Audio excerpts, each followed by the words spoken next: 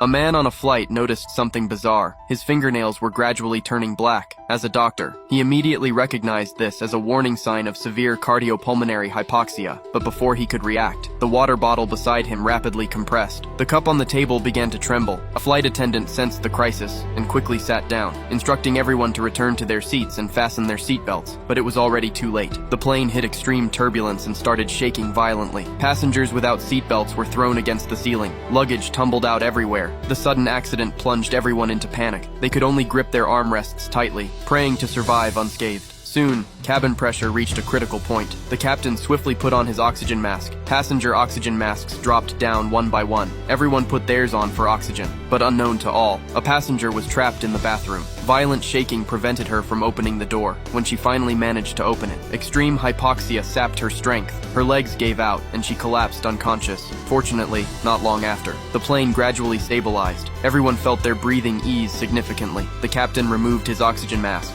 and immediately announced over the PA to reassure passengers. It turned out strong turbulence had damaged a sealing washer in the cabin, causing the high-altitude decompression emergency. He had descended immediately, and cabin pressure was now restored. Hearing this announcement, everyone cautiously removed their masks, still shaken. That's when Lisa discovered the passenger collapsed in the restroom. She urgently placed an oxygen mask on her. Luckily, her hypoxia duration was brief. After continuous oxygen, she woke up unharmed. Just as everyone thought the ordeal was over, a man in a suit began breathing rapidly. Lisa rushed to check on him, but the suited man was already convulsing violently. Lisa urgently asked over the PA if any doctor was on board. She then grabbed the emergency kit and went to him. The situation was far more critical than expected. The suited man suddenly shoved his hand into his mouth. The next second, a mouthful of blood spurted out. Mike, the doctor, stepped forward to help. Another passenger hearing the announcement also rushed over, but the suited man convulsed again, thrashing uncontrollably like a zombie. Soon, he turned ashen and went limp. Everyone helped carry him to the galley. They immediately began emergency procedures. Mike performed CPR, but tragically,